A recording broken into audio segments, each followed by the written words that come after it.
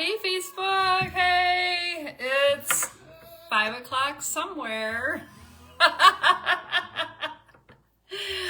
guess it is 5 o'clock somewhere. At the moment, it's 8 o'clock in Michigan, and I imagine back home, 7 o'clock.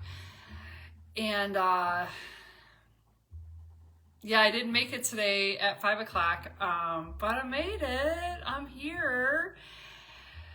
It's been a rough one. I think my dog, Tootsie Gloria Eleanor Scarlett, I think she's going through sympathy pains with my premenopausal season. That's the only thing I can come up with. Yeah, if you don't want to hear about the menses and the witching hour and the moon and Aunt Flo, maybe skip ahead. But I think I'm in the thick of the premenopause. Well, I'm 49 years old, and for the first time in my life, I'm having really strange... First of all, that's not true. That's not true. Can we just acknowledge that anyone who knows me knows that my period has been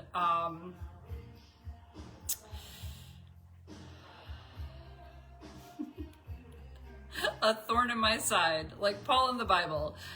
Jesus gave me the period, and I wish I could have given it back. So my whole life, they've been really painful, like super painful, like to the point that when I had a business, I never scheduled myself to work on those days, and it was like clockwork. And somewhere in the last 3 or 4 years, I've had no pain, just still has the period. And now what I'm getting is like the brain fog. Goodness. Did I tell you about the time that I literally was driving to the township building where I live? And I've been there like 20 times, and I had to drop off a tax bill or something. And I literally got lost going there. And I tried to drive there, I think 7, 8, or 9 times. I even put GPS on, which didn't matter because we're in the middle of a country and we don't get a lot of good service, so GPS does wonky things. Anyway, the point is, I found myself on a country road in a sunken place, all alone. And I was like, fuck it, we're not doing taxes today. And somehow I made it home and I just slept. And that is the brain fog. So I had my period when I was in New York, and then it went away, and I was free. Freedom! Freedom! Like it was done. Only for me to get like some kind of weird bronchial infection. New York is New York, man. Can't go there without getting tainted. But I love New York. I can't wait to get back there. And then like literally yesterday, my period started again. I was like, that's not even right. Like, why would you have it? Like only 5 days passed. Anyway, so today I have all the brain fog and the deep nausea, like I'm gonna throw up any minute, and I can't get out of bed. And then Tootsie, in her perimenal sympathy pains, she just keeps barking at me. Just barking. She'll literally sit there and stare and bark. And so all night long, she was barking at me. So I'd get out of bed and like pet her and like sit with her on the floor. And she would go silent and calm down and fall asleep. When I'd move to go back to bed, she would get up and start barking at me, like deadpan in my face barking at my eyeballs. She didn't want to go out. She didn't want to eat. She didn't want to drink. She just wanted me. She wanted me. Tootsie Gloria is my third domestically violent partner. She is a live-in partner that I need for her to go to heaven. I do. And for those who are mad about me wanting my dog to die and go to heaven, you can take her. She's all yours. I am in a love-hate relationship with that dog. Anyway, so yeah, this is super personal, but she's having sympathy, premenopausal pains. That's enough about that. What do we have going on? Well, I do these talks every day. I started out coffee in the morning with Lucinda, and anybody who knows me knows I'm not a morning person, so that didn't work out. Then we were doing It's 5 o'clock somewhere, and a couple of days I may have really enjoyed that 5 o'clock somewhere, and got behind on my drink or whatever, and it's now 8 o'clock somewhere, but I'm online. Oh, hey, Mario, how are you? Ooh, I hate that. I hate that when like people are talking and then they like acknowledge somebody else that's on there. Like literally, I hate this whole thing. I hate being videoed alone. I need an audience. But I'm just working something out. Anyway, Mario, if you saw my video yesterday, I'm still reading Edgar Allan Poe, and I hope to be ready whenever we go to the cafe. Anyway, okay, here's what's going on. This weekend, Saturday at Rocky Button in South Bend is a Wigs comedy show. I think it's for domestic violence, and the audience wears wigs, and the comics wear wigs. I'm not performing, but I have 2 wigs, so I'm going to try to pull out a wig and get there. We'll see. We'll see. Okay, I spent the whole day listening to Pandora, Van Morrison. That's really, really special to me. My dad introduced me to some great music. And so if you guys have Pandora, they have this thing where you can put on deep cuts or Discovery, and you discover all kinds of new music that you didn't know about. I can't tell you anything I discovered because of my premenopausal brain fog. Anyway.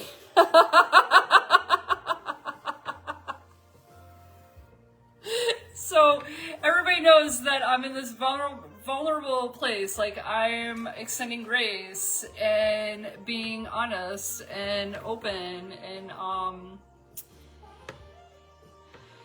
grace. Yeah, I'm letting go of my workaholic tyrant ways and being patient. And that was one of the things. I just spent the whole day reading books and listening to Van Morrison. But, okay, what else can we do? Mario, you might be the only one watching, and that is telling in my life. I have 1,000 friends and nobody cares. I love you, man. I love you so much. So anybody who is watching, you know that I am in a writer's block, and that's a big deal for me because I am an avid writer, and I make my income by writing. It's a really serious thing to have a writer's block. And so I'm verbally processing and just talking at Facebook all day until somebody blocks me or I come up with treasures to form into stories. And here's what I do every day. On a great day, when I wake up and the sun is shining and I have coffee and I'm going to go on a walk or a hike and I'm going to be productive. That was not today. But on a great day, I have these cards and I'll pick them and they become my coasters for the day. And I literally, totally at random, I have no idea what I pick. I don't even look, but they always sort of have like something that is appropriate to what you're kind of going through. So I picked our cards. Let's see what the universe has to say about us. Here we go. This is, I am intelligent and resourceful. Would you explain that to... No, forget it. That's a bad joke. I was about to say something really bad and I'm trying to stay positive. I am resourceful, and I am intelligent, and I am so intelligent that the dog that I was referring to that I really want to die and go to heaven, when I inherited her, she was obese, her stomach touched the ground, and she had probably 2 or 3 months to live. Which meant in 2 to 3 months, I would have absolute freedom and my social life back. Don't judge me. This is just really practical talk. But I went and did research on like how to give her the best life for the rest of her life, for the rest of the 2 months. And I found out that the food she was eating had chicken in it. Actually, side note, all dog food has chicken in it. And if you have an English bulldog, they are allergic to chicken. And they get yeast infections, they get allergies, they get crazy confusion, they get sores, they smell. They become all the things that you don't like about that particular breed. And so I got rid of all of her dog food that I inherited with her. Like literally 6 boxes of Costco food and biscuits and cans and anything. I went psycho. I just got rid of all of it. And then I started roasting turkeys, and I came up with this whole thing where you put the turkey in a roasting pan with as much water as you can, and you cook it on like 225 for like 10, 15, 20 hours. And when it's done, it literally just falls off the bone. And then I put in brown rice and sweet potatoes and kale and anything I can find. And I turn it into like this slop, and I give it to my dog. And what happens? That dog has lived 3 long, great years. She lost like 10, 20 pounds. She runs and jumps.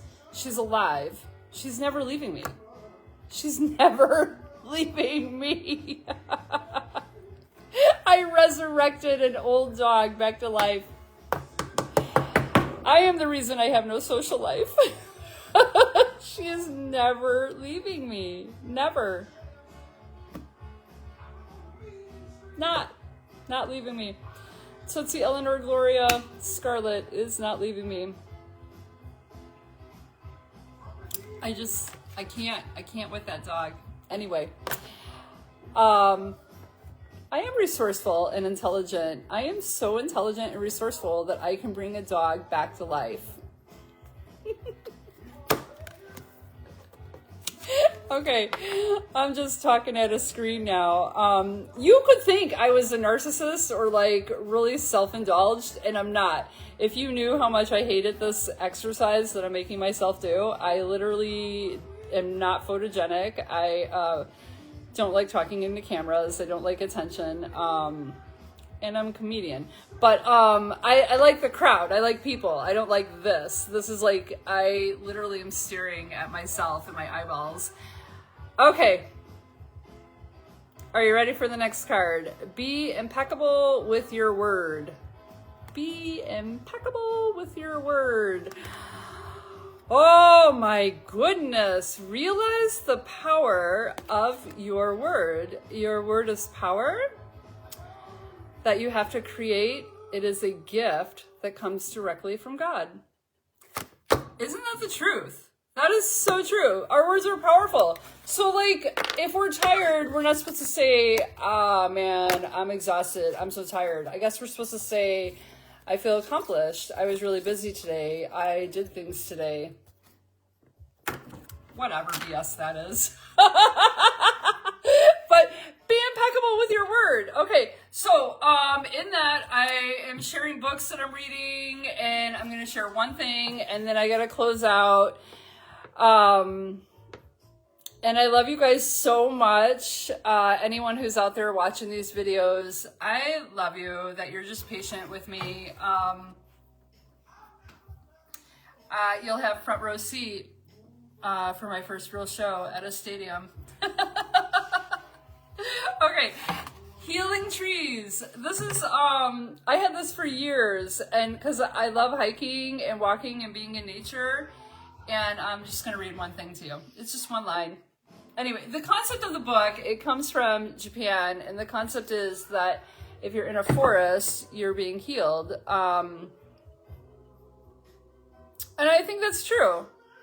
There's room for being one with our world, and not in like some hippie weird way, but just, you know, you're part of the universe, part of the world, part of the trees, part of the oxygen, part of beauty, part of art that never goes away, just evolves and changes. So, healing trees. And this is your first prompt. There's like 7 prompts, things that you're supposed to do in a forest, none of which is killing somebody or committing a crime or maybe moonshine. Maybe you could go in a forest and make moonshine. You probably could. That would provide some healing. Anyway, I'm just spitballing. Do you hear my dog? Okay, this is Jealous Jenny. Jealous Jenny, if I don't pay attention to her, and it's been probably 20 or 30 minutes, and now she's really mad. And she is staring at me, barking, because I'm talking to an iPad and not her. Here's our first prompt. As you sit, invite patience to sit with you and notice what unfolds all around and within you. And to that I say, find yourself a moment this week to sit in beautiful music, sit in a candlelight, or sit in a forest, or sit on your porch. Just sit somewhere tranquil and be patient. The hardest thing about patience is it feels like nothing's happening. And that's because nothing is. Because in patience, you're no longer in control. So be patient. I love you guys. Mwah! Stay tuned. There's a lot coming our way. I'm writing an entire show called Laughing Through the Shame. And it's about sitting in, not sitting, I'm sorry, I'm thinking of the forest. Laughing Through the Shame is about real life experiences in relationships that are rooted in guilt and shame and fear. And so it's not a narcissistic thing, it's not an abuse thing, it's not any of those buzzwords that you see out there. It's just that dark side, that other side of the light. And I'm gonna make it relatable where both the person who is falsely carrying shame can laugh at it, and the person who unknowingly is giving shame can laugh at it. So all that sounds very serious, and none of that sounds funny, but trust me, it's gonna be funny. I'm working it out. That's what these videos are about, and my open mics. So I'm writing an entire show. I'm headed to Tennessee with some comics, and I'm discovering every open mic I can in Kalamazoo and Grand Rapids and South Bend, and I might even be headed to Indianapolis. So, oh, and there's Do You Got Wood Party? Do You Got Wood Party? Okay, that's going to be coming up here soon. That's May 22nd, 23rd. I have a 30-foot driveway, 30 feet long, 4 feet wide, and it has giant trunks of wood on it that are probably like 3 feet tall. And a buddy of mine is coming with a splitter, and we're splitting it and stacking it, and I need people who like wood to come out and help split and stack and move it. So stay tuned for Do You Have Wood Party? I love you guys. Bye. Mwah. I'm Lucinda. Lucinda Lives Matter. And I will let you know on my next show. I love you so much. Bye.